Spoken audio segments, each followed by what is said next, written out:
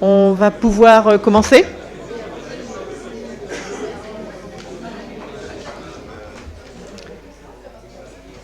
Bonjour à tous, donc on va ouvrir cette séance du Conseil communautaire du 27 avril 2017.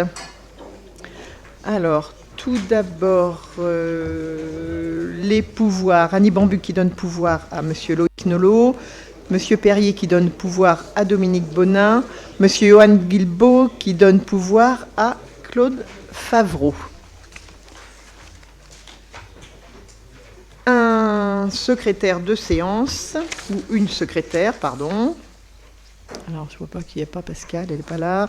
On avait Pascal Ardouin, Joël Bluteau, Marie-Agnès Mandin, David Marcheguet. Qui est-ce qui souhaite ? De toute façon, Pascal Ardouin n'est pas arrivé. Joël est là. Oui, secrétaire ? On y va. D'accord, Monsieur Bluteau. Donc, dans un premier temps, y a-t-il des observations sur le procès-verbal de la séance du 11 avril 2017, s'il vous plaît ?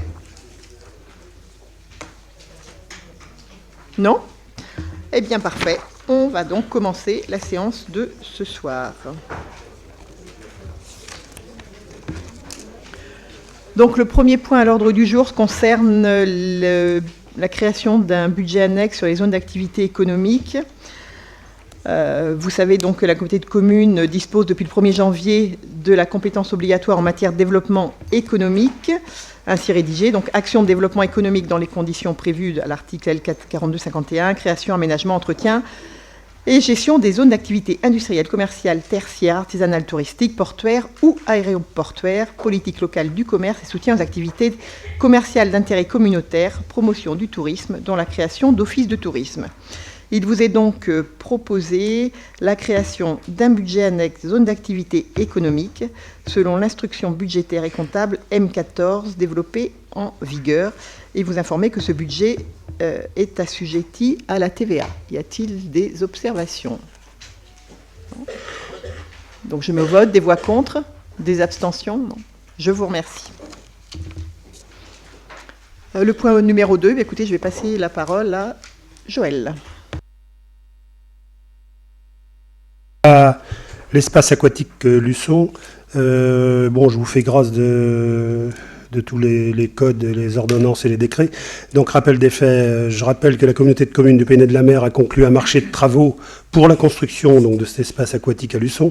Le dit marché, passé selon procédure formalisée, a été autorisé par le Conseil communautaire du 2 juillet 2015 pour un montant prévisionnel de 7 981 463,60 € hors taxes. Le lot concerné par ces avenants a été attribué de façon suivante. Donc, le lot 14, Eiffage Énergie, qu'en était attributaire. Donc, montant initial hors taxe, 745 000 €. Montant de l'avenant précédent, 8 375,02 €. Donc, le montant total hors taxe de l'avenant, 753 375,02 €. Alors, en raison de travaux modificatifs qui sont intervenus, de nouveaux avenants sont nécessaires pour le lot 14, donc, qui concerne plomberie, sanitaire, chauffage, traitement d'air. Alors, on a ajout d'un détecteur autonome déclencheur sur la centrale de traitement d'air des annexes. Le montant de l'avenant s'élève, donc cet avenant numéro 3 s'élève à 1 667 € hors taxe. Enfin, l'ajout d'un évier dans la salle de réunion pour un montant, donc c'est l'avenant numéro 4, 1 700 € hors taxe supplémentaire. Donc, je vous demande, ou je vous propose plutôt... Pardon, vous disiez ? Non, je sais pas. J'ai dit 1700, j'ai pas dit 1 700 000, si ? Non, 1 700 €. Ça fait cher, Brian. Ah ouais, d'accord, ouais. Donc je vous demande d'approuver cet avenant 3 et ces avenants 3 et 4 concernant le lot numéro 14 dans le cadre de marché relatif à la construction de l'espace aquatique à Luçon, d'autoriser Madame la Présidente de la communauté de communes Sud-Vendée Littoral à signer ces avenants 3 et 4 suivants. Donc on a montant initial 745 000 €, montant des avenants précédents 8 375 Et ces deux derniers avenants, donc le 1667 pour le 3 et les 1700 € pour le 4, donc on arrive à montant hors taxe avenant compris de 756 742,02 €. Donc effectivement, il doit y avoir un petit peu plus que l'évier, et c'était ça votre inquiétude ? Bon, d'accord, il doit y avoir certainement un petit bout de tuyau à côté, ou en plus, Madame la Présidente, je pense que c'est ça. Voilà, Donc c'était bien d'autoriser la présidente, enfin d'approuver ces avenants, d'autoriser la présidente à signer ces avenants, puis d'inscrire bien sûr les dépenses correspondantes au budget de l'exercice concerné. Voilà.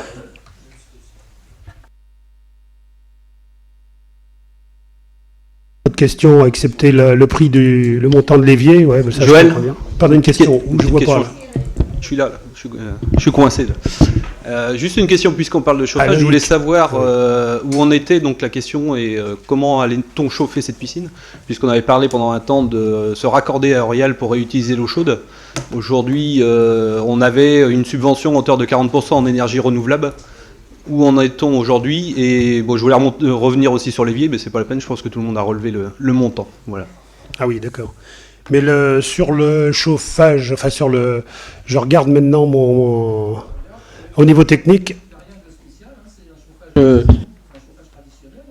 qui est prévu là pour le moment, puisqu'avec Eurial, c'est avec la méthanisation. À un moment donné, on avait effectivement soulevé la de possibilité de partir avec Eurial. Ça, hein. Je crois que c'est tombé à l'eau, ça. C'est tombé à l'eau. Bon, René, il a le sens de la formule. Ouais, parce que non, mais plus sérieusement, Loïc, ouais. Oui, non, mais c'est vrai. Parce que de mémoire, quand même, je crois que la subvention, c'était de la région, était de 600 000 euros. Peut-être. Oui, mais je crois qu'ils avaient un problème d'approvisionnement de matières premières. Peut-être, oui, parce qu'après, ça c'est. On en a parlé hier, d'ailleurs. Donc pour le moment, c'est resté en stand-by, comme diraient les Anglais. Nous sommes restés indépendants par rapport à ça. Bon, après, il faudra peut-être voir au niveau de cette subvention qui relevait de l'énergie. Oui, Bernard. Oui, concernant la méthanisation, j'ai partie des gens qui au départ avaient postulé par rapport à ce que dit René. C'est pas une histoire de volume, c'était surtout une histoire de positionnement par rapport à Natura 2000, tout simplement. Oui, voilà, de méthanisation. Oui, on parlait de méthanisation, effectivement, c'était encore, c'est encore plus complexe. Et puis après, c'était aussi, comme tu dis, géographiquement, c'était compliqué aussi les choses. Hein. Bon, on se trouve en ville, on n'est pas en plein milieu de campagne pour faire une usine de méthanisation, c'était compliqué, quoi, les choses.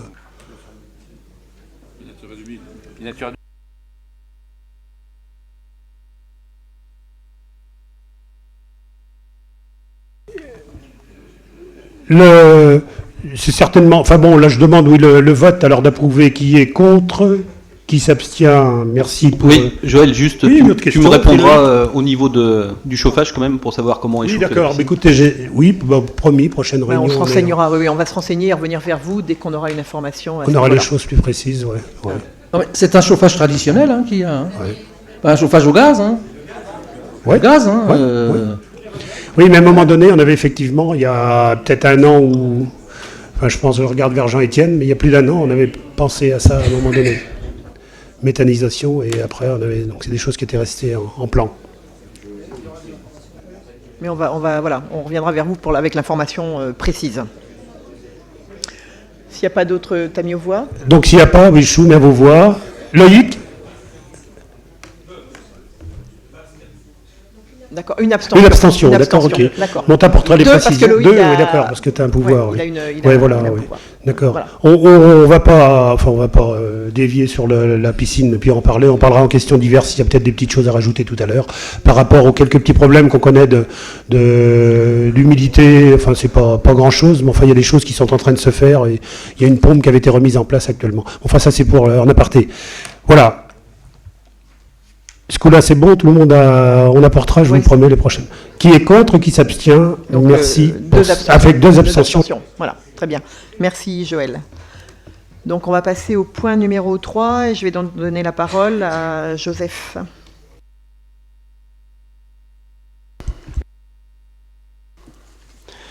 Vente de la parcelle cadastrée D553 à l'entreprise Moreau Bâtiments Travaux Publics. Donc, vu le Code général des collectivités territoriales, vu la délibération du Conseil communautaire du 22 septembre 2016, transférant la zone d'activité Trois-Fontaines et Ferme Neuve de la commune de Luçon à la communauté de communes du Pays de la Mer. La zone d'activité des Trois-Fontaines, c'est celle qui est située à la sortie de Luçon sur la route des Quatre Chemins, juste avant Leclerc. Pour situer ceux qui... Je pense qu'on a donné un plan, mais qui n'a pas dû être transmis à tout le monde, si vous l'avez. Vous l'avez, bon. Donc vous êtes à même de le...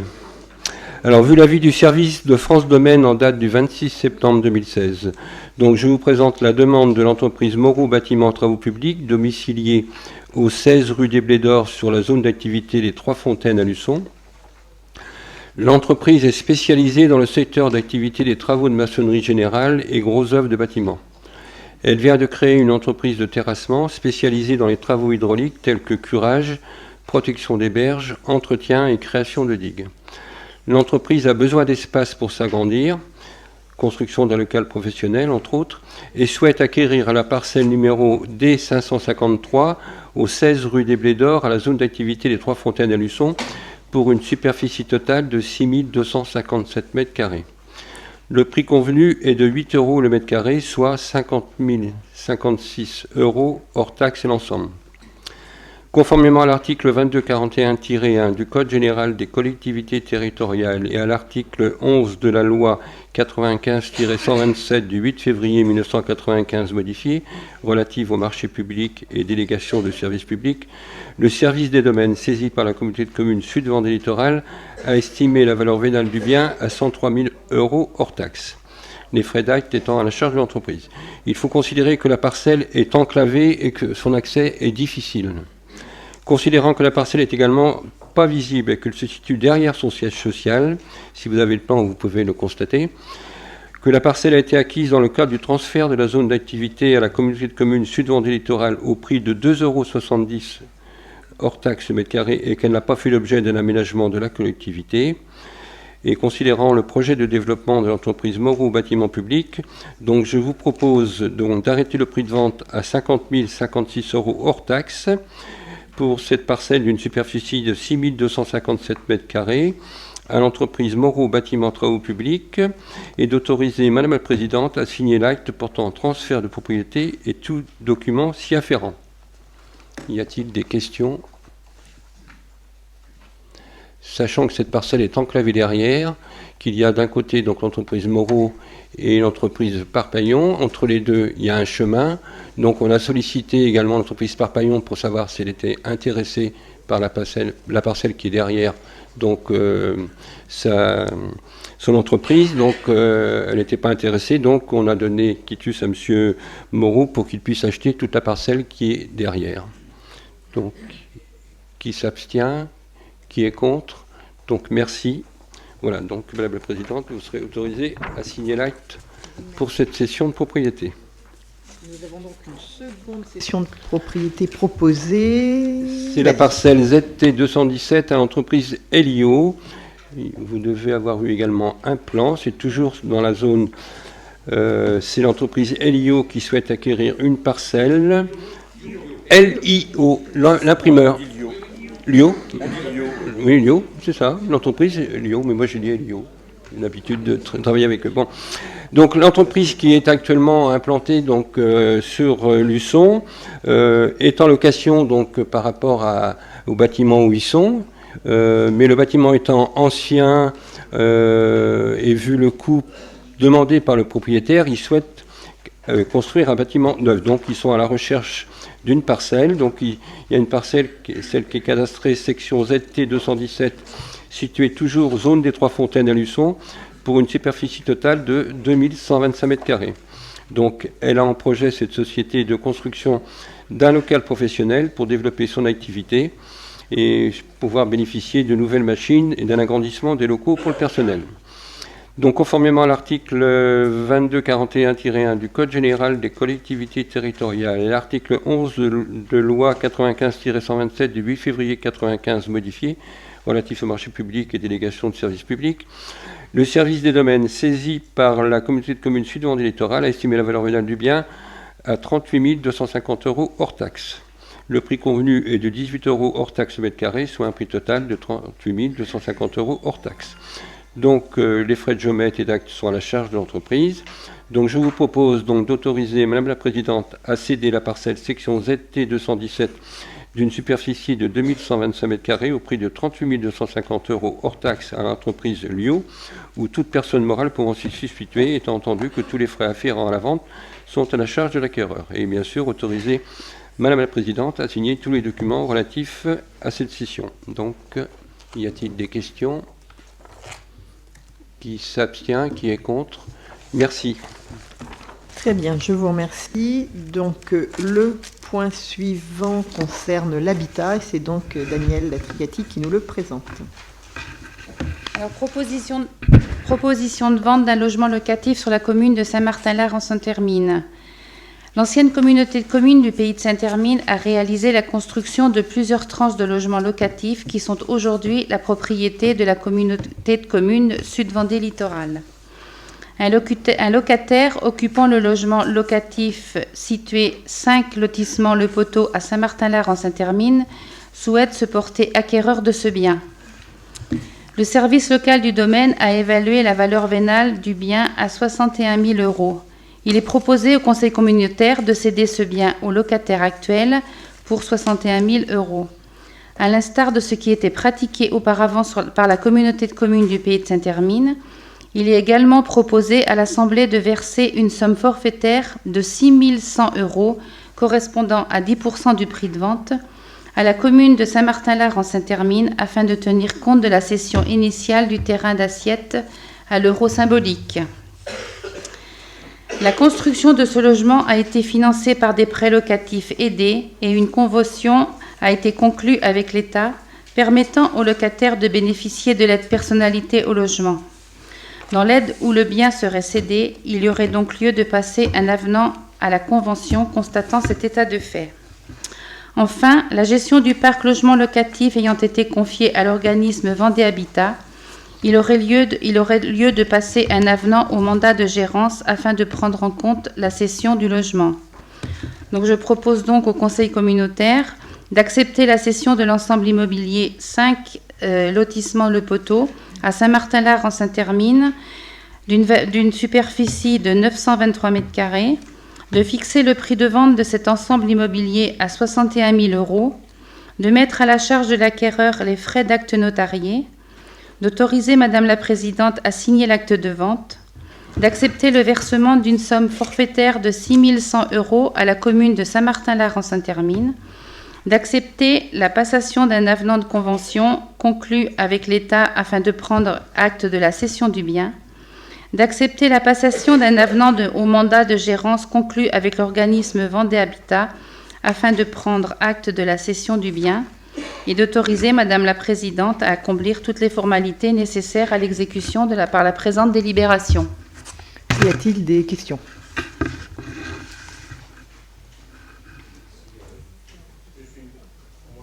Oui, vas-y. J'ai une question, c'est par rapport au prix, ça paraît assez faible, hein. Je crois qu'on vient de parler d'une parcelle de 923 mètres carrés, c'est ça? Et il y a un logement, on n'a pas la surface du pavillon en fait. Parce que 60 et quelques 61 000 €. Oui, c'est ça. Non, mais voilà, c'est une interrogation que je pose. Hein. C'est la valeur. C'est marqué, enfin moi je sais pas. Non, si mais vous c'est avez marqué, les c'est parce que, bien Oui, sûr, non, bien sûr. pas le Non, mais problème, je veux c'est dire, marqué. C'est la valeur estimée, Ah oui. c'est le bien Oui. qui a été estimé à ce montant-là par les domaines. Il y a plein de réparations à faire, hein, ça c'est clair. Il n'y a pas d'isolation, il n'y a pas. Le maire de Saint-Martin. Ce logement peut-être date en de parler. 19... Tu peux en parler si tu veux, Michel, s'il te plaît. Ce logement date de Non, parce que 97. rien que le terrain à 900 quelques mètres carrés, bon, même à 25 €, ça venait déjà.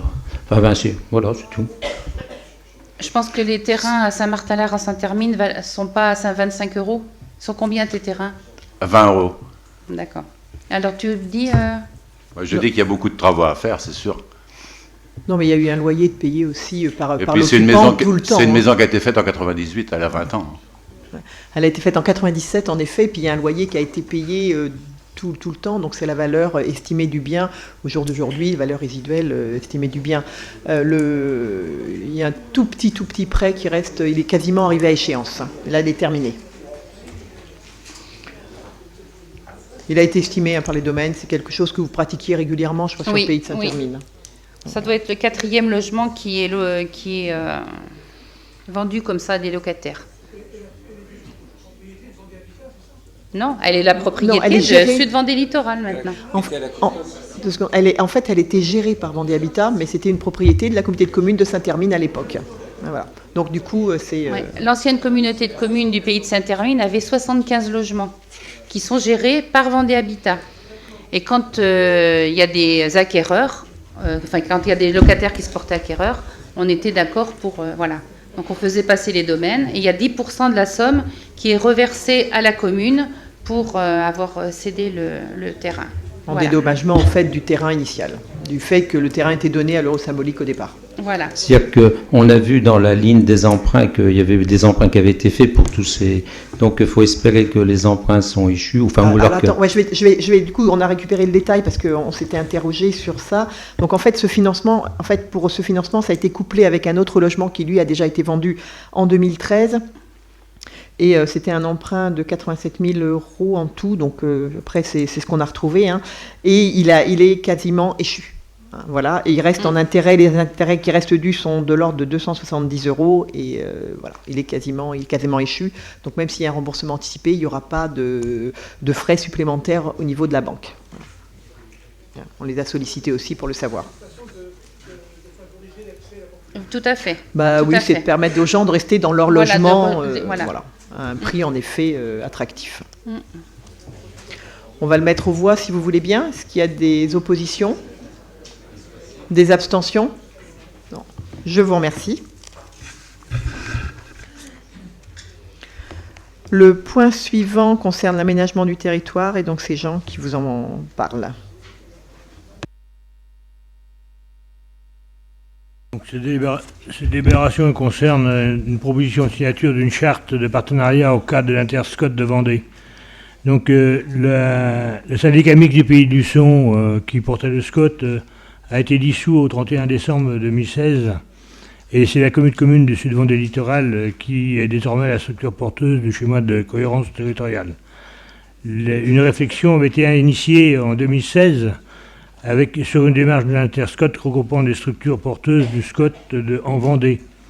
Cela concernait les territoires suivants, donc les Sables d'Olonne Agglo, le canton de Saint-Gilles-Croix-de-Vie, le pays du Bocage vendéen, le pays de Lyon et Vie, le nord-ouest Vendée, sud-est Vendée, Vendée Cœur Océan et sud-Vendée Littoral. Les objectifs de l'Interscot de Vendée sont les suivants: soutenir la mise en œuvre, le suivi, l'évaluation et la révision des SCOT, ouvrir une nouvelle réflexion sur les enjeux dépassant les périmètres des SCOT, introduire des idées de SCOT dans les démarches et études de planification supérieure, poursuivre les échanges techniques et politiques et mutualiser des études pour alimenter la révision et la mise en œuvre du SCOT. Cet Interscot ne repose pas sur une structure porteuse. L'animation et le suivi elles sont assurés par des personnes relais au sein des différentes structures porteuses des SCOT. Donc la signature d'une charte de partenariat permettrait à la communauté de communes du Sud-Vendée Littoral d'intégrer l'Interscot Vendée. Cette charte sera conclue pour une durée de 2 années. Donc je vous propose, aux membres du conseil communautaire, de permettre à la communauté de communes du Sud-Vendée Littoral d'intégrer l'Interscot de Vendée et d'autoriser Madame la Présidente à signer la charte de partenariat Interscot de Vendée. Est-ce qu'il y a des questions ? Donc, s'il n'y a pas de questions, on va passer au vote. Est-ce qu'il y a des gens qui sont contre ? Des gens qui s'abstiennent ? Adopté, merci. Merci. Donc, le point suivant concerne l'avis sur le projet de révision du PPRL de l'Aiguillon-sur-Mer. C'est Daniel qui nous en parle. Par arrêté préfectoral en date du 26 mai 2016, le préfet de la Vendée a prescrit la révision du plan de prévention des risques naturels littoraux, dit PPRL, de l'Aiguillon-sur-Mer. Le PPRL a pour objet la délimitation des zones directement exposées au risque de submersion marine, et d'inondation terrestre et la définition des règles d'utilisation du sol qui deviendront des servitudes d'utilité publique lorsque la révision du PPRL sera approuvée par arrêté préfectoral. Dans le cadre de l'association des partenaires locaux à l'élaboration du PPRL, l'avis du Conseil communautaire est sollicité sur le projet de révision du PPRL de l'Aiguillon-sur-Mer. Cet avis devra être rendu au plus tard le 13 mai 2017. À l'issue de cette phase de concertation, un projet adapté sera soumis au Conseil municipal de l'Aiguillon-sur-Mer et aux partenaires associés, puis à l'enquête publique. Je propose donc aux membres du conseil communautaire d'émettre un avis conforme à celui émis par la commune de l'Aiguillon-sur-Mer concernant le projet de révision du plan du PPRL, donc de l'Aiguillon. Est-ce que, Maurice, tu veux en parler? Ben, on va laisser Maurice nous en parler. Alors, suite effectivement à les remarques de la PRL, aujourd'hui, la commune de l'Aiguillon ne peut pas se prononcer, donc donnera un avis défavorable, sauf si effectivement l'État revoit sa copie. Aujourd'hui, nous ne sommes plus en catastrophe, on va dire, Zintia face à la mer. C'est plutôt à l'arrière de la commune maintenant, c'est entre l'Aiguillon et Saint-Michel-en-Lerme. Ils nous ont imaginé une seconde mer avec une submersion marine arrière, ce qui est quand même extraordinaire. Et en remontant effectivement 300 ans en arrière pour en rajouter une couche, dans 300 ans, je ne sais pas où on en sera, mais enfin aujourd'hui, ils tiennent compte de ça. Avec des brèches importantes en ce qui concerne le secteur du polder digue, des polders 1 et polder 2. Donc en fait, l'inondation viendrait des digues de Saint-Michel-en-Lerme pour inonder l'arrière de l'Aiguillon. Donc aujourd'hui, on a demandé aussi que soit pris en compte la route d'accès à l'Aiguillon, entre l'Aiguillon et Saint-Michel-en-Lerme, la route qui sert de digue au jour d'aujourd'hui, donc ils n'en tiennent pas compte. Et toute l'arrière de cette route, tout au moins le long de cette route, est en rouge, ce qui est inadmissible. Ça ne peut pas être acceptable. Ça, c'est le premier point. Le deuxième point, alors je vous avais fourni effectivement le courrier expliquant nos remarques vis-à-vis de l'État. Ensuite, il y a une topographie qui a été faite des lieux par une méthode LEDAR, donc, qui n'est pas fiable. On revendique ces mesures-là. Des erreurs importantes ont été constatées et on apporte la preuve. Donc on remet en cause la fiabilité des méthodes vis-à-vis de l'État. On s'est déjà expliqué là-dessus. On attend toujours la réponse. On demande un lissage des zonages. Il est inacceptable qu'un terrain seul se retrouve en rouge et tout le tour c'est en bleu, alors que ce terrain-là est à la même hauteur. Il faudrait qu'on nous explique. On n'a toujours pas les explications. Ensuite, on a des secteurs qui sont en rouge, alors qu'ils sont des secteurs bleus qui sont juste à côté, sont beaucoup plus bas. Donc on considère que les rôles sont un peu inversés. Donc je pourrais vous en citer beaucoup plus, hein, mais pour ces raisons-là, au jour d'aujourd'hui, nous donnons un avis défavorable tant que l'État n'ait pas remis en cause ou repris les remarques qu'on a pu leur faire. Très bien, je te remercie. Donc aujourd'hui, voilà, on vous propose donc d'émettre un avis qui soit similaire à celui proposé par la commune de l'Aiguillon-sur-Mer. Est-ce que ce ne serait pas plus logique que de dire, ben non, on met un avis défavorable comme l'Aiguillon? Parce que le fait de dire on met comme l'Aiguillon, bon, l'Aiguillon, comme tu dis Maurice, vous avez avis défavorable, bon, qu'on prenne la même position, je trouve que ce serait plus fort, le mot est plus fort quand on dit avis défavorable, plutôt que de dire, ben on fait comme le voisin. Enfin, comme le voisin, comme ce qui est proposé.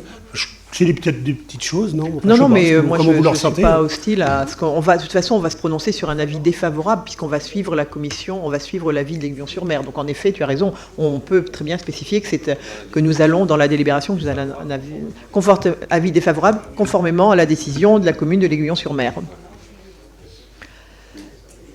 Est-ce que pas d'autres observations? Non, donc je vais mettre aux voix. Est-ce qu'il y a des voix contre? Qui s'abstiennent? Je vous remercie. Le point suivant, c'est toujours sur l'aménagement du territoire, c'est toujours Daniel Trigati. Donc, aménagement du territoire, délégation partielle de l'exercice de droit de préemption urbain à l'établissement public foncier de la Vendée sur la commune de La Faute-sur-Mer. Par délibération, le conseil communautaire a décidé de déléguer aux communes membres le droit de préemption urbain.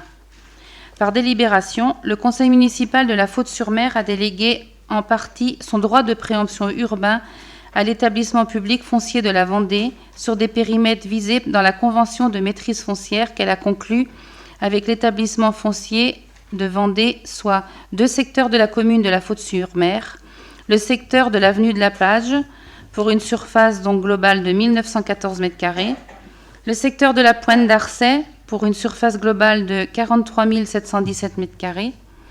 Les périmètres de maîtrise foncière couvrent l'ensemble de 19 parcelles comprises dans les 2 secteurs décrits ci-dessus, sur une surface globale de 45 631 m². Donc, vous voyez les sections cadastrales. Ces parcelles sont couvertes par les zones UA et UB du plan local d'urbanisme de la commune de La Faute-sur-Mer. La commune de La Faute-sur-Mer n'étant plus titulaire du droit de préemption urbain depuis le 1er janvier 2017, il appartient au conseil communautaire de se prononcer sur cette délégation partielle du droit de préemption urbain à l'établissement public foncier de Vendée. Donc, je propose donc aux membres du conseil communautaire de déléguer en partie le droit de préemption urbain applicable sur la commune de La Faute-sur-Mer à l'établissement foncier de Vendée sur les parcelles indiquées ci-dessus. Y a-t-il des questions? Pas d'observation, très bien, on va mettre aux voix. Y a-t-il des voix contre? Des abstentions? Non, je vous remercie.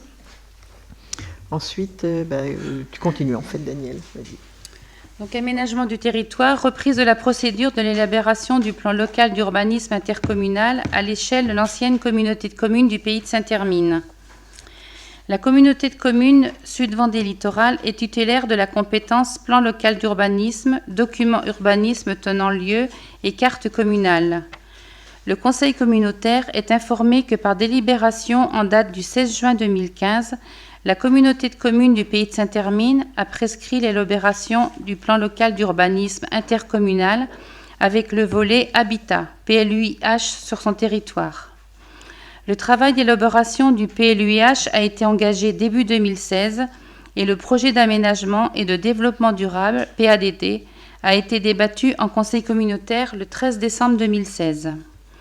Au regard du degré d'avancement de la procédure d'élaboration du plan local d'urbanisme intercommunal à l'échelle de l'ancienne communauté de communes du pays de Saint-Hermine, et compte tenu du fait que la communauté de communes Sud-Vendée Littoral n'a toujours pas à ce jour décidé d'engager la procédure d'élaboration d'un plan local d'urbanisme intercommunal à l'échelle de son territoire, il est proposé au conseil communautaire que la procédure engagée par la communauté de communes du pays de Saint-Hermine soit poursuivie par la communauté de communes Sud-Vendée Littoral à l'échelle du périmètre de l'ancienne communauté de communes du pays de Saint-Hermine. Il est également précisé à l'Assemblée que les dispositions du volet habitat de ce plan local d'urbanisme intercommunal ne pourront produire leurs effets, la compétence habitat ne pouvant être exercée qu'à l'échelle de l'intégralité du territoire de la communauté de communes. La loi Égalité et Citoyenneté a en effet prévu que dans le cadre des EPCI impactés par des mouvements de périmètre, seuls les plans locaux d'urbanisme intercommunal avec un volet habitat approuvé ou arrêté pourront produire temporairement leurs effets durant une période de 3 ans après la fusion. Donc, je propose donc aux membres du conseil communautaire de poursuivre la procédure engagée par la communauté de communes du pays de Saint-Hermine pour l'élaboration d'un plan local d'urbanisme intercommunal sans le volet habitat à l'échelle du périmètre de l'ancienne communauté de communes du pays de Saint-Hermine, donc avec les 12 communes membres autrefois, et d'autoriser donc Madame la Présidente à accomplir toutes les formalités nécessaires à l'exécution par la présente délibération. Alors pour info, ce plan local d'urbanisme, c'était à peu près 179 000 euros et il reste à peu près 107 000 euros de... Voilà. Mais c'est budgété, hein, je pense. Hein. Oui, ça a été repris. De toute façon, c'était repris par, par la nouvelle entité. Oui, oui. Y a-t-il des questions? Non? On va mettre aux voix. Donc, y a-t-il des voix contre? Des abstentions? Je vous remercie. Alors, le point numéro 10, alors je vais présenter à la place de M. Gandriot qui a eu un souci familial de dernière minute. Donc, le point numéro 10 porte sur les modifications de statut au niveau du syndicat mixte départemental d'études et de traitement des déchets ménagers et assimilés, soit donc Trivalis. Ça porte essentiellement sur les substitutions de plein droit des communautés de communes en place des communes. Donc du coup, pour ce qui concerne donc la commune Sud-Vendée Littoral, elle se substitue de plein droit depuis le 1er janvier 2017 au comité de communes du pays de Saint-Hermine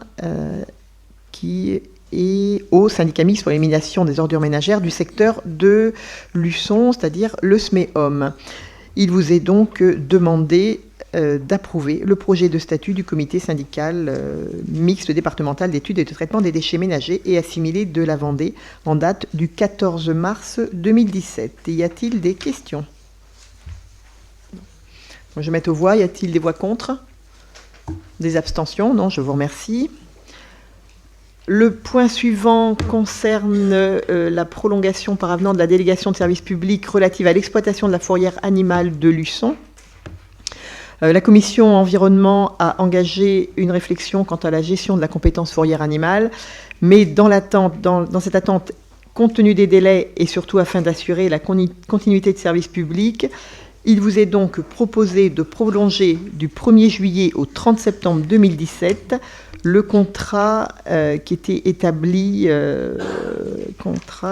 avec la société Le Hameau Canin, et puis donc de m'autoriser à signer le dit avenant. Y a-t-il des questions? Oui. Une année, c'est ça? Non, on le proroge jusqu'au 30 septembre 2017. 30 septembre 2017. En fait, on attend. C'est une compétence facultative. C'est une compétence facultative. Oui. Donc du coup, ça permet à la commission environnement qui a déjà commencé à y travailler de le faire de façon plus sereine sans arrêter le service. Oui, on peut encore proroger s'il faut. C'est surtout, c'était la convention avec le Pays Né de la Mer. Ouais. Donc je mets aux voix. Y a-t-il des voix contre? Des abstentions? Non. Je vous remercie. Pardon? Oui. Le point numéro 12, donc, qui concerne l'environnement, l'adhésion à l'association Alligator. Donc, l'association Alligator intervient dans la lutte contre les rongeurs aquatiques nuisibles sur le secteur des îles du Marais Poitevin.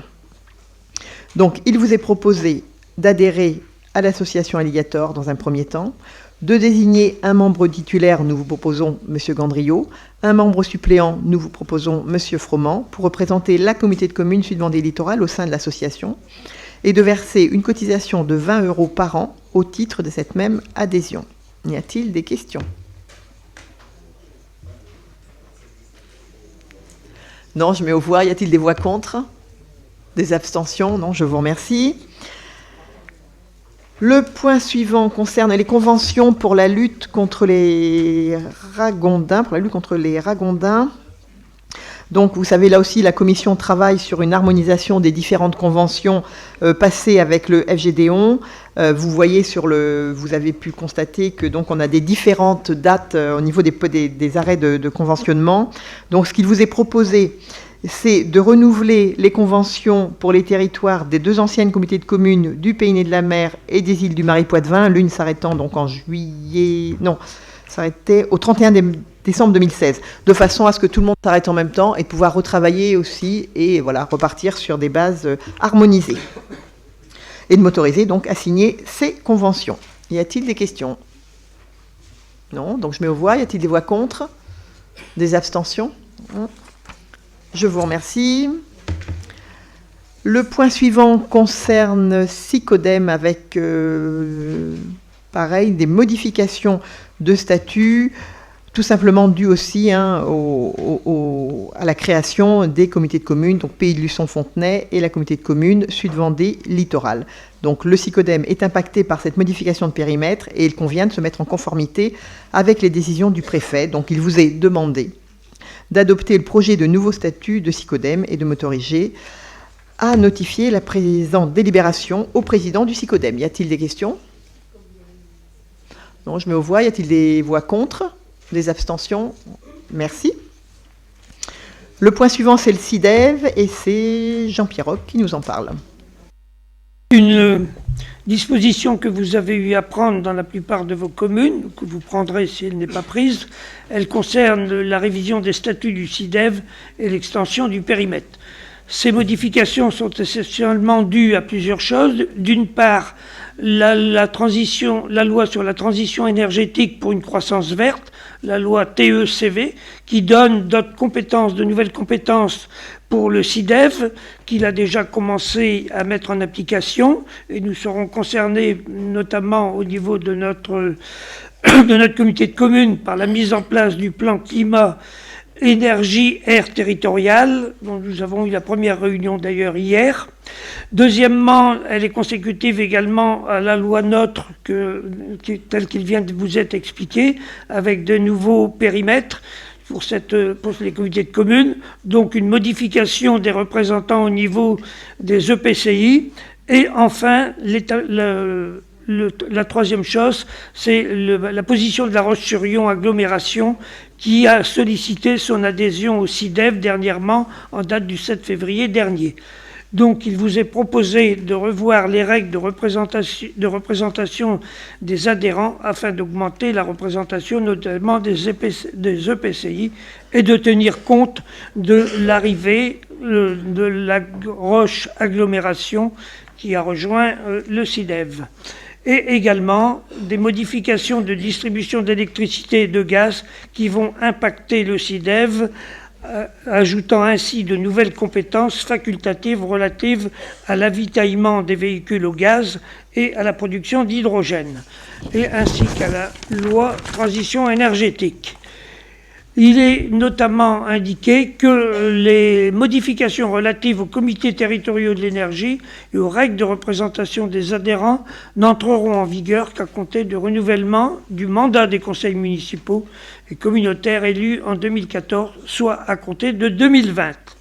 Il vous est donc proposé d'approuver le projet de statut du CIDEV et de donner votre accord à l'adhésion de La Roche-sur-Yon agglomération. Y a-t-il des questions? Sinon, on met aux voix. Qui s'abstient?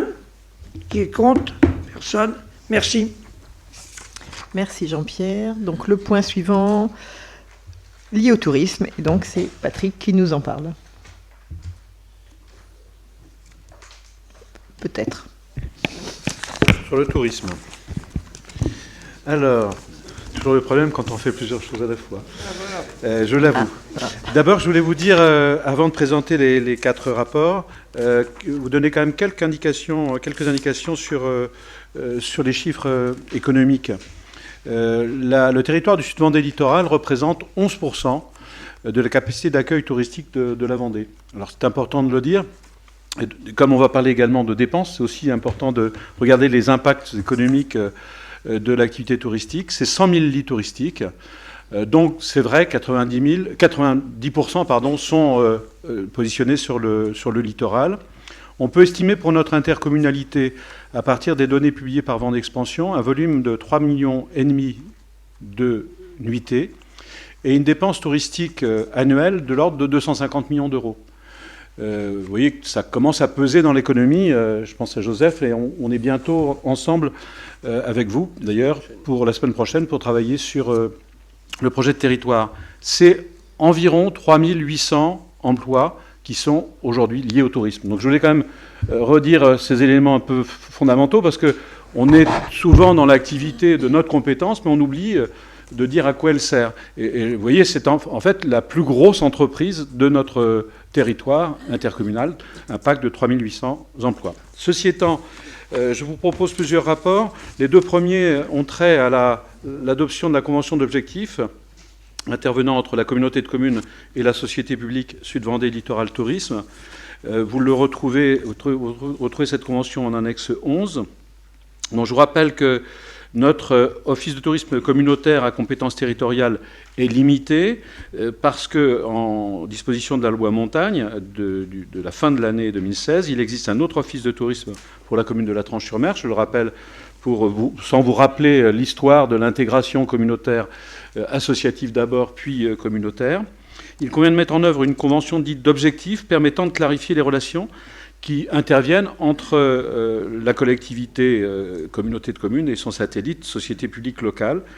Il est proposé donc cette convention que vous avez en annexe, un préambule qui rappelle le cadre réglementaire et le diagnostic antérieur. L'action, alors à ce sujet, je le dis également parce que on a, dans une récente commission du tourisme, réabordé cette question, et je pense qu'on aura intérêt à le refaire pour bien partager les points forts et les atouts de notre territoire, mais également les handicaps de notre territoire, pour mieux travailler sur les objectifs stratégiques de notre tourisme, que je pourrais résumer peut-être autour de 5 thèmes. Le premier, il est le plus important pour nous tous et pour l'économie qui va avec, c'est l'élargissement de la saison touristique. Parce qu'on ne peut pas se contenter d'être, j'allais presque dire, en surcharge 2 mois dans l'année. Il faut que notre économie touristique soit élargie. en s'appuyant notamment sur les longs week-ends. Et on l'a vu d'ailleurs, je le dis parce que tant sur le littoral que dans l'arrière-pays, on a eu une activité à Pâques dès le 1er avril, même si on craignait des vacances de Pâques très tôt. Objectivement, ça a été une réussite sur l'activité touristique. Donc il faut effectivement une activité touristique qui commence tôt, de Pâques, et qui puisse aller jusqu'en novembre. Deuxième thème sur lequel il faudra qu'on continue à travailler, c'est l'identité, la notoriété des marques qu'on a besoin de mieux identifier. On doit mieux travailler la qualité des produits touristiques et la palette des produits touristiques. Elle est importante sur notre territoire. On doit travailler la qualité de l'offre, que ce soit des offres famille ou des offres sport. Je pense l'offre sport qui est élargie par exemple avec le Wake Park, mais je le dis également avec le golf de la Faute-sur-Mer. On doit travailler la question de la qualité des hébergements. On est souvent en creux sur cette question, même s'il y a quelques belles pépites sur notre territoire. On a de nombreux lits, mais on a aussi quelques qualités qui font défaut. Et on sait bien que même si l'offre touristique est belle, si le touriste est accueilli dans de mauvaises conditions, il ne revient pas. Et enfin, on doit améliorer notre force de vente. C'est le travail de l'équipe qui travaille sur cette question. Donc, ce cadre et ces objectifs, cette stratégie, elle est rappelée dans la Convention. On rappelle les missions assurées par la société publique, les enjeux à relever par l'Office de tourisme communautaire, l'organisation de la SPL, le financement de la SPL, dont je parlerai dans le rapport suivant, et la durée de la Convention. Il est proposé d'avoir une Convention de 4 ans pour qu'elle cale bien le mandat, c'est-à-dire que la Convention couvre le mandat, et naturellement, on reviendra vous voir pour les arbitrages budgétaires année par année. Enfin, l'article 6 évoque les conditions de modification, de résiliation et d'adaptation du contrat. Voilà, je crois que c'est, en allant assez vite, sans détailler la Convention qui est importante, qui a fait l'objet de travaux en commission et de travaux au sein du conseil d'administration de la société publique, mais je vous le propose dans ces termes, et je vous propose de l'adopter, d'autoriser la présidente à signer la convention d'objectifs, ainsi que de procéder aux démarches inhérentes à l'exécution de cet acte. Voilà, Madame la Présidente.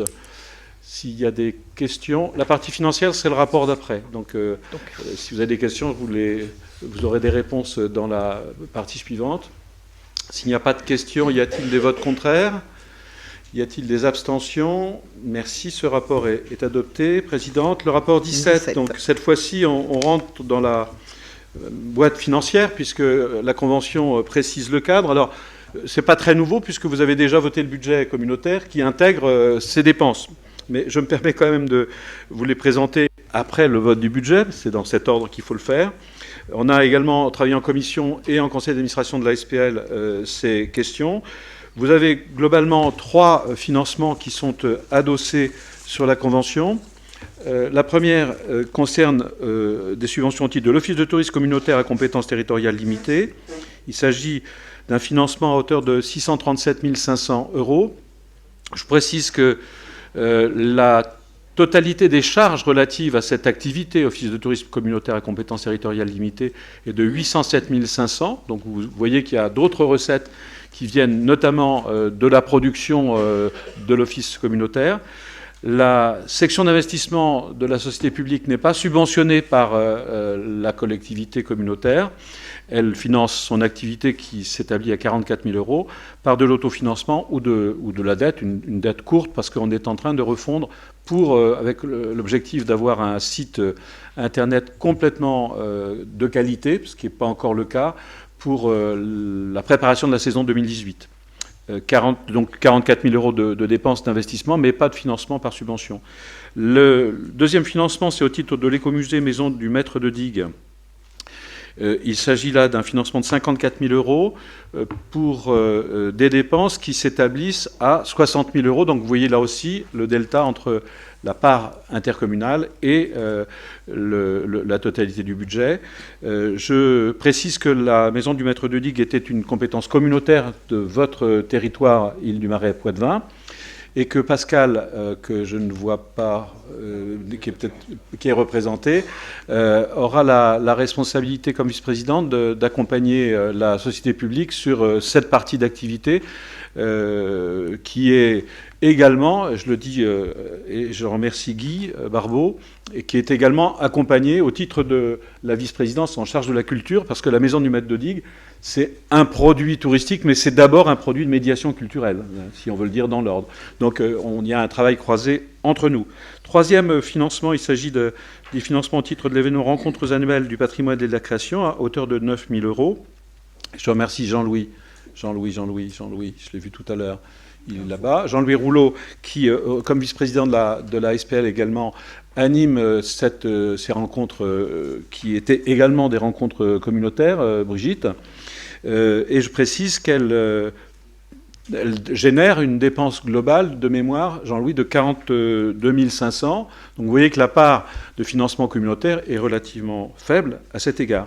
Ainsi, le total des subventions sollicitées par la société publique est de 700 500 €, après les arbitrages budgétaires qui ont été rendus. Et je vous propose donc d'accorder à la société publique une subvention de 700 500 €. En une fois, vous avez peut-être vu que dans la convention d'objectifs, c'est normalement en 2 fois, mais pour la première année, on n'a pas pu faire un versement en janvier, puisqu'on était encore en train de bricoler le budget, enfin en tout cas d'y travailler. Donc là, ça sera versé en une seule fois, d'inscrire les crédits qui sont déjà inscrits au titre de la communauté de communes, et d'autoriser la présidente à procéder aux démarches inhérentes à l'exécution de cet acte. Voilà pour la partie financière de la convention d'objectifs et du travail articulé avec la société publique locale. Y a-t-il des questions? S'il n'y en a pas, y a-t-il des votes contraires? Des abstentions? Il n'y en a pas, donc le rapport est adopté, je vous en remercie. Les rapports suivants nous permettent de faire un peu de vélo.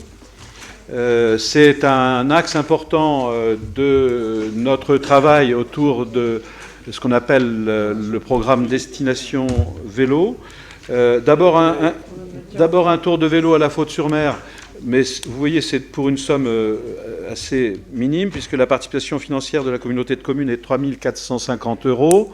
Présidente, il faudra d'ailleurs qu'on pense à inaugurer les pistes communales, les pistes intercommunales de pistes cyclables, puisque on aura en septembre pratiquement, on aura fait les 3/4 du Tour de la Presqu'île, et on a déjà été avec Pierre et puis avec Brigitte voir les travaux qui sont aujourd'hui réalisés sur la partie entre la plage des Chardons, pour ceux qui aiment ce beau secteur, et l'école de char à voile. Là, tout simplement, il s'agit d'intégrer une toute petite partie de financement, puisque la commune a réalisé sous sa maîtrise d'ouvrage la digue dite digue F. On est sur l'est de la commune, juste avant le golfe, pour ceux qui connaissent le territoire. Et en fait, on réalise la digue, c'est la commune qui est maître d'ouvrage, et on fait dessus une piste cyclable. Et du coup, comme la piste est communautaire, il y a une participation de la communauté de communes de 3 450 € qui correspondent à 20% du coût de la piste cyclable, sachant qu'avant l'intégration communautaire, j'avais négocié des financements au titre du contrat de solidarité territoriale à hauteur de 80%. Donc la part intercommunale est bien de 3 450 €. Je vous propose d'approuver les travaux d'aménagement, d'attribuer le fonds de concours de 3 450 € correspondant aux 20%, et d'autoriser la présidente à signer le document permettant le versement des fonds. Il s'agit là d'AP-CP qui sont dans le budget au titre de destination vélo. Voilà pour la partie de la Faute-sur-Mer. S'il n'y a pas de questions, je vous demande s'il y a des votes contraires, des abstentions. Il n'en a pas, le rapport est adopté. Je crois le dernier rapport. Oui. Pour ce qui me concerne, on aurait d'ailleurs pu le mettre dans l'autre sens, puisque lors des travaux des équipes et les travaux qu'on a eus en commission, on a convenu que les touristes ne s'arrêtaient pas aux frontières, ni aux frontières communales, ni aux frontières intercommunales, ni aux frontières départementales, ni aux frontières régionales quand ils font du vélo, quand ils sont en destination touristique. Donc il est apparu assez logique qu'on ait un travail d'harmonisation de l'offre cyclable à réaliser sur le nouveau territoire intercommunal autour des 44 communes, en n'oubliant pas que nos touristes, ils vont continuer leur chemin au nord, au sud, à l'est, pas à l'ouest, parce que là, il faudrait des pédalos, mais ils continuent à travailler. Alors, je le dis, on indique que l'harmonisation de l'offre touristique, elle est à vocation touristique et de loisirs. Je vous le dis, on ne l'a pas écrit parce que sinon on aurait peut-être du mal à avoir toutes les subventions, mais il y a également une offre à vocation de service. Je pense au Manil, parce qu'on a des pistes cyclables, par exemple les Manil-Luçon. Écoutez, il n'y a pas que... On n'y va pas, il y a aussi des enfants qui l'utilisent pour aller... ou des salariés pour aller travailler. Mais comme on peut avoir 80% de financement lorsqu'on parle de pistes cyclables à vocation touristique et de loisirs, on n'hésite pas de le dire et on n'hésite pas à les faire emprunter par d'autres usages. Donc il s'agit là de se dire, consolidons notre offre sur les 44 communes, autour d'ailleurs de ce qui existe déjà, la Vélo-Odyssée, la Vélo-France-7, la Vendée à vélo, et comme je vous l'indiquais, on a la chance en ce moment d'avoir un soutien majeur de l'État et des collectivités régionales et départementales, voire des financements européens, puisqu'on aura du leader, pour accrocher des financements, et on peut accrocher le maximum de financement, donc 80%, pour réaliser des équipements. Donc, ce qui est proposé dans cette délibération, c'est d'avoir un plan stratégique un peu consolidé pour avoir une stratégie touristique en matière d'usage de vélo. Et pour ce faire, on pense que la SPL, l'Agence de services aux collectivités locales de Vendée, a les compétences, et on propose donc de travailler avec eux pour un projet d'étude relative à cette stratégie. Coût de l'étude 9 100 €. Je vous embête pour des sommes qui sont, somme toute, faibles, puisque le coût à charge de la communauté de communes, c'est 1 820 €. C'est peut-être quoi, 2 vélos électriques, mais ça vaut la peine quand même d'y aller. Et on aura, enfin des beaux vélos quand même. Ouais. Bon, en tout cas, je vous propose donc de réaliser cette étude, et d'ailleurs, dès qu'elle sera réalisée, de la présenter et de la travailler avec Pierre. On aura sûrement à la croiser avec toi, et puis on la travaillera peut-être du coup en intercommission pour en tirer toutes les conclusions sur une compétence qui est la nôtre. Je vous propose donc d'approuver le projet d'étude, pardon d'avoir été un peu long, mais c'est un peu important, et puis d'autoriser la présidente à procéder à toutes les démarches inhérentes à la signature de cette étude qui s'intègre au titre du nouveau contrat régional signé dans le cadre des actions contractuelles passées. Y a-t-il des questions? S'il n'y en a pas, des votes contraires, je n'en vois pas. Des abstentions, il n'y en a pas. Merci, ce rapport est adopté. Voilà, Madame la Présidente. Merci. Est-ce que je peux rajouter, bon, c'est bien Patrick, tu as insisté sur le tourisme littoral, il aura fallu rajouter que la maison de maître de digue était à Chaillé, donc c'est à l'intérieur, il ne faut pas oublier le territoire, et le patrimoine et la création, c'est dans le pays de Maroyer, à Sainte-Péctine, donc il y a également du tourisme vert à l'intérieur. Merci pour ces précisions. J'avais simplement dit que... pardon, j'ai été mal compris, sans doute. Il ne faut pas qu'il y ait il n'y a pas d'ambiguïté sur le sujet. Je disais simplement que les lits touristiques étaient à 90% sur le littoral. C'est tout ce que j'ai dit. Le tourisme, il est sur la totalité du territoire. Non, mais voilà. On peut préciser Sainte-Péctine et Chaillé-les-Marais. Bien sûr, bien sûr. Les noms. Très bien, merci. On passe donc au point suivant. Et nous irons à Chaillé, en effet, et à Sainte-Péctine. Donc on passe au point suivant, qui est donc qui concerne l'instauration d'une gratification des stagiaires de l'enseignement supérieur, en considérant que le stage correspond à une période temporaire de mise en situation en milieu professionnel et que nous avons obligation de gratification à partir du moment où les stages excèdent 2 mois. Il vous est donc proposé d'instituer le versement d'une gratification des stagiaires de l'enseignement supérieur accueillis au sein de la communauté de communes, le montant applicable étant fixé par les textes en vigueur. Et donc de m'autoriser à signer les conventions et d'inscrire les crédits prévus à cet effet. Y a-t-il des questions? Non? Donc je me vois. Y a-t-il des votes contre? Des abstentions? Non, je vous remercie. Le point suivant sur les ressources humaines, c'est Guy qui nous en parle. Bien, ça concerne la mise à disposition d'un agent de la communauté de communes du Sud Vendée Littoral au profit de la SPL Sud Vendée Littoral Tourisme. Ça concerne les rencontres annuelles du patrimoine et de la création. C'est mettre un agent à disposition de 40% de son temps pour l'organisation et la gestion de l'événement communautaire. C'est un développeur culturel, c'est Émilie Briot. Nous vous proposons d'approuver le principe de mise à disposition de Émilie Briot, agent de la communauté de communes, à la date du 1er mai 2017, au profit de la future SPL, pour une période de 6 mois, d'approuver les termes de la convention de la mise à disposition et d'autoriser la présidente à signer la convention de mise à disposition et à procéder aux démarches inhérentes à l'exécution de cet acte. Voilà. En sachant que les rencontres du patrimoine auront lieu les 23 et 24 septembre 2017 au domaine de Chaligny à Saint-Vexin. Voilà. Merci Guy. Tu as mis aux voix, mais aux voix. Est-ce qu'il y a des abstentions, des voix contre? Je vous remercie. Merci. Le point suivant, c'est donc Joseph sur la MDE2. Alors, MDE2, donc, pour faire simple, Maison départementale de l'emploi et du développement économique de la Vendée. Elle est où? À La Roche-sur-Yon. Mais La Roche-sur-Yon ne fait pas partie de notre territoire, donc je ne vais pas parler de La Roche-sur-Yon ce soir. Je parle de notre territoire. Donc, il faut savoir que Sainte-Pécrine est dans le sud Vendée littoral. Voilà. C'est un site remarquable pour ceux qui ne connaissent pas.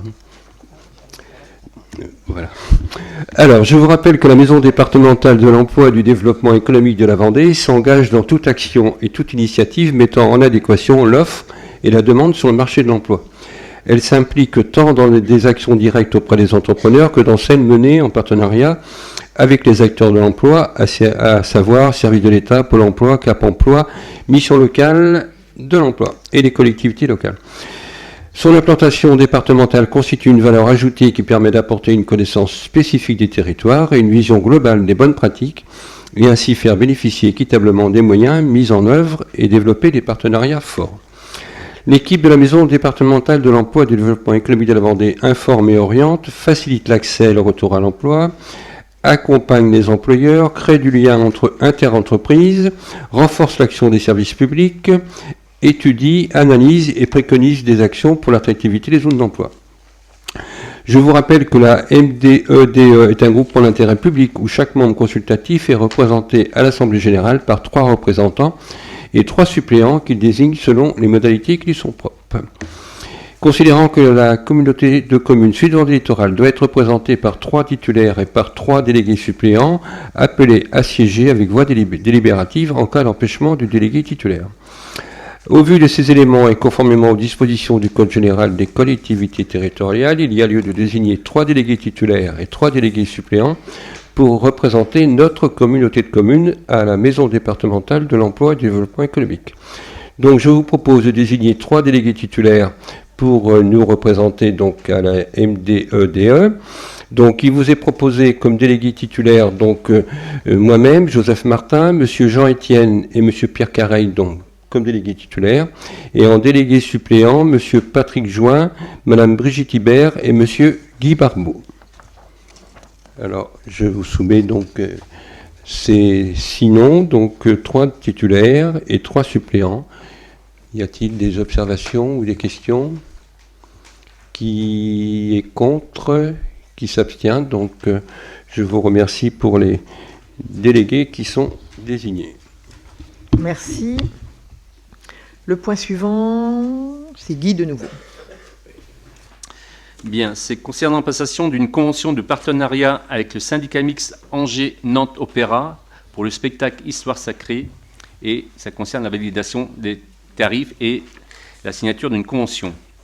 L'ancienne intercommunauté du Pays Mareuillais a été retenue à l'appel à candidature lancé en 2016 par la région des Pays de la Loire pour l'accueil d'une représentation du spectacle Histoire sacrée Angers Nantes Opéra le vendredi 2 juin 2017 à 20h30 en l'église de Marahure sur l'Aie d'Issey dans le cadre d'une tournée régionale du 25 avril au 18 juin. Il faut savoir que le coût d'une telle représentation est de 25 000 € et elle revient à la communauté de communes, organisateur aussi de cette manifestation, 2 500 €. Ça veut dire que le reste est pris en charge par la région. C'est quand même une aide assez importante.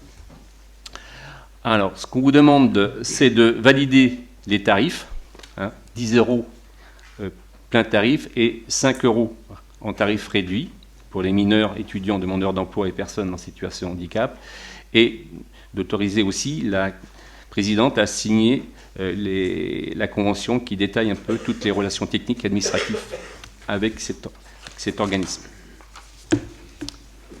Y a-t-il des voix contre? Des abstentions? Je vous remercie. Merci. Nicolas, pour la délibération 24 sur la transmission des actes. Oui, merci Madame la Présidente. Donc, la délibération concerne la transmission des actes administratifs par voie électronique. Ce qu'il vous est demandé, c'est d'autoriser Madame la Présidente à signer une convention pour que les actes administratifs puissent être transmis à la sous-préfecture par voie dématérialisée. Étant précisé que nous utiliserons pour ce faire les services d'e-collectivité. Est-ce qu'il y a des questions ?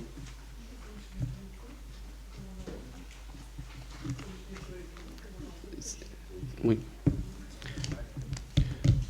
Pas de questions ?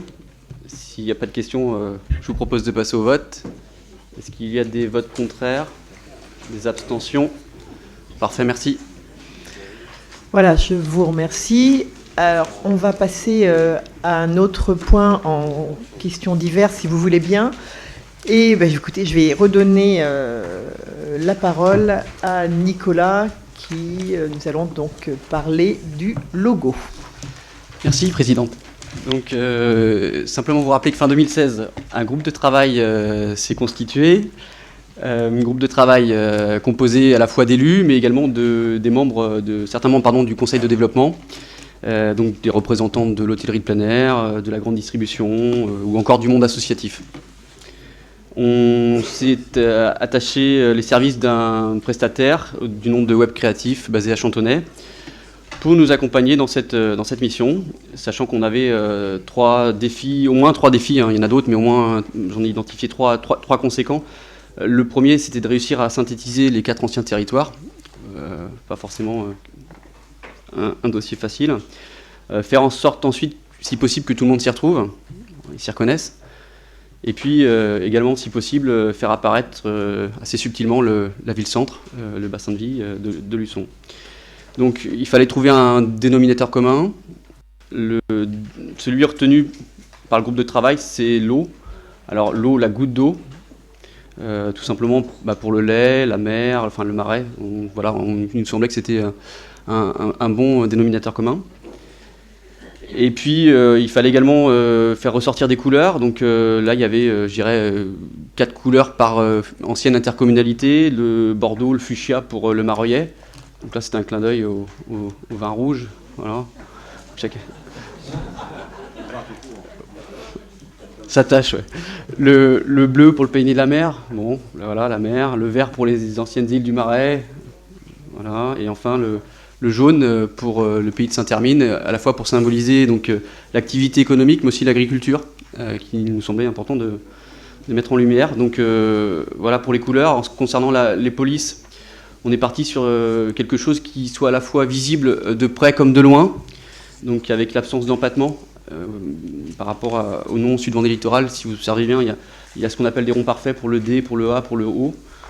Donc voilà un petit peu ce qui a été mis en avant, et puis tout ça s'est mis en forme. Alors il y a 2 propositions. La première, c'est assez subtil, il faut me suivre dans les explications, attention. Ah oui, là, oui. La première, c'est celle-ci.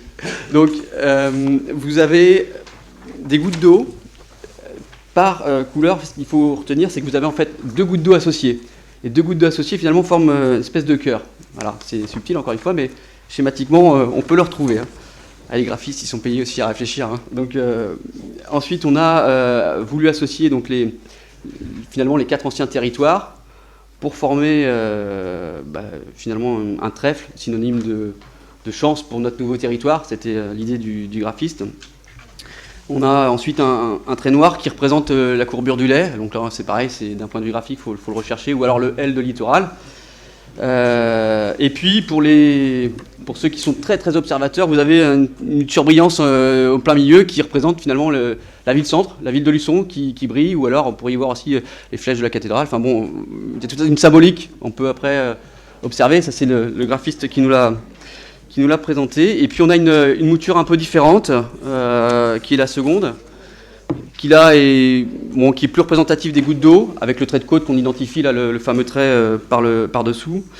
Toujours les 4 couleurs, bien sûr, et puis on a 44 gouttes. Alors, parce qu'il y a des gouttes à l'intérieur des gouttes, hein, c'est subtil. Ah oui, il faut se gratter un peu la tête. Hein. C'est pour ça qu'on passe du temps en réunion, sinon c'est pas drôle. Donc vous avez des gouttes à l'intérieur des gouttes et vous avez 44 communes, mais n'allez pas penser que la plus grosse c'est la ville de Chaillé ou de Sainte-Pexine, la plus petite, où il n'y a pas La Roche, hein, par contre on l'a pas mise. Donc 44 communes, voilà. Un petit peu la représentation. Je suis synthétique, hein. L'idée ce soir, si vous voulez, bon, il y a encore une fois un groupe de travail qui a bien bossé, c'est si possible, d'aller déterminer, voilà. de se positionner sur un des supports. Voilà, on attend ce support-là, il est important pour la projection de notre territoire, hein, parce qu'on doit travailler sur une charte graphique importante. Sans le logo, bah, c'est la porte d'entrée vers tous les documents qui vont être déclinés ensuite. Je pense qu'il y a vraiment eu un gros travail de fait. C'est difficile, hein. Enfin, franchement, c'est difficile. Bon, il y a des professionnels qui sont là pour nous épauler, mais le choix, la commission a eu beaucoup de travail, beaucoup de mal, l'a présenté en réunion de bureau. Et voilà, nous, on ne se devait pas forcément de trancher, donc on a autre chose à vous proposer, en fait. Alors, est-ce qu'il y a des questions déjà sur le logo? Est-ce qu'il y a une réflexion première qui peut... Ouais. Ce qui peut faire après la différence, parce qu'on en parlait aussi, on se posait la question par rapport au tourisme, je crois qu'après, il y a le slogan qui pourra aussi apporter quelque chose de complémentaire. Parce qu'il faut savoir, au niveau du territoire, on ne s'y retrouve peut-être pas, mais je crois qu'il y ait une ouverture. Enfin, je vois le deuxième a une ouverture un petit peu beaucoup plus sur le territoire par rapport au niveau des cœurs qu'on a sur le premier. Comment ? N'influence pas. Non, mais je dis un petit peu aussi ce qui est ressenti un petit par rapport au niveau des... Et je sais qu'il y a eu le problème par rapport au niveau du tourisme, mais je crois qu'il y a aussi le slogan. Enfin, on a aussi travaillé par rapport à d'autres, un peu d'autres, logos. Alors en fait, ce qu'on voulait vous proposer donc ce soir, c'est que vous soyez investis dans ce choix. Hein, la commission a travaillé, a donc produit 2 documents. Et donc l'idée, c'est de recueillir votre avis, parce que c'est important, il faudra le porter ensuite. Donc vous avez eu donc sur la table les 2 choix.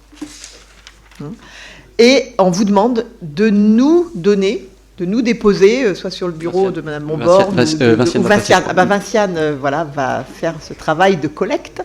Et donc, de nous donner le logo qui vous correspond le mieux.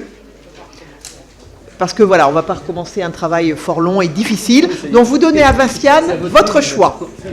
Voilà, tout simplement. Au départ, c'était plus celui-là, mais après... Non, Vinciane passe parmi nous et va donc... voilà. Non, en fait, vous votez. Non, parce qu'après, si tu veux, elle a retravaillé celui-ci aussi, donc si tu veux, c'est... Non, mais c'est le même, décliné en petit ou en grand. On peut donner notre avis. Moi, je vote blanc. Non, c'est marrant parce que... voilà. Ah, d'accord. Est-ce qu'on peut faire une petite remarque, personnelle, hein, petite remarque personnelle sur ce logo? Moi, j'ai flashé tout de suite, je les découvre sur celui-là qui est simple, en fait, avec les cœurs. Moi, je dis des cœurs, hein, les 4 cœurs.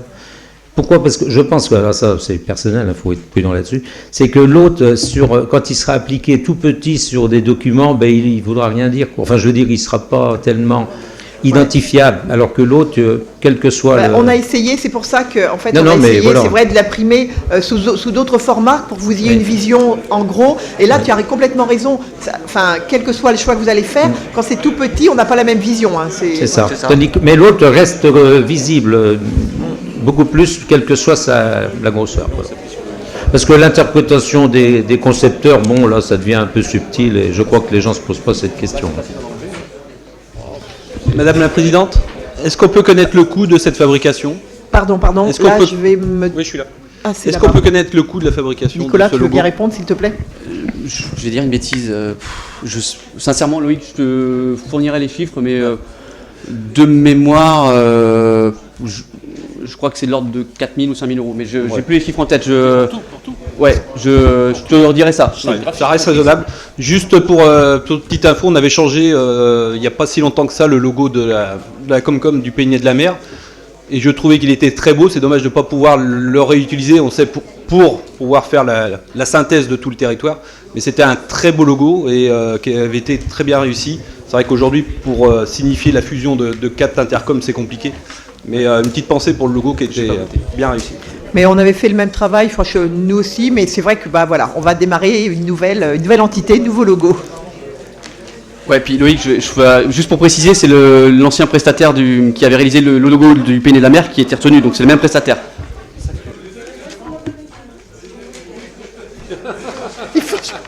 Il n'a pas choisi. Oui, ça me tient.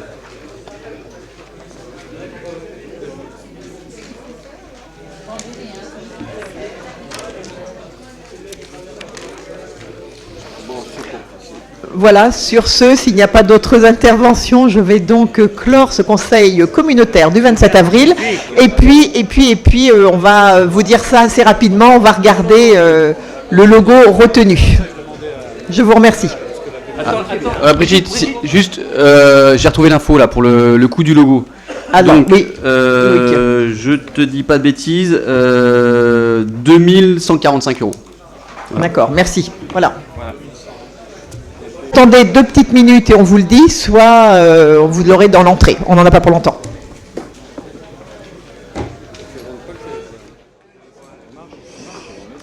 Bon, allez, juste une petite minute. Donc, le logo retenu, et il n'y a pas photo, comme on dit. Enfin, il n'y a pas de... Voilà. Ce sera celui-ci. Voilà le nouveau logo de la communauté de communes.